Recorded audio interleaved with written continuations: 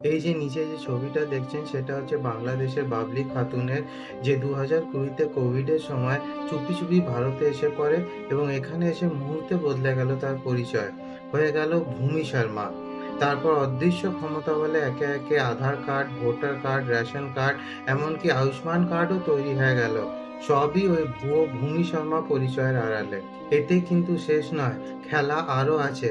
2021-এ বাবলি খাতুন উত্তরাখণ্ডের দেহরাদুনে পৌঁছে যায় এবং 2022-এ দেহরাদুনে এক ভারতীয় হিন্দু যুবককে বিয়ে করে বছরের পর বছর স্বাভাবিক জীবন চালিয়ে গেল।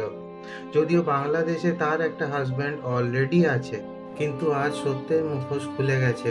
ভুয়ো পরিচয়ে সুখে স্বাচ্ছন্দ্যে 5টি বছর কাটানোর পর বাবলি খাতুন অ্যারেস্ট হয়েছে এবং স্বভাবতই তার স্বামী ও স্বামীর পুরো পরিবার স্তব্ধ, অবাক ও আতঙ্কিত। এই ঘটনার পর একটু বোঝার চেষ্টা করুন এবং ভাবুন, এসআইআর কেন জরুরি, কেন সময়ের দাবি।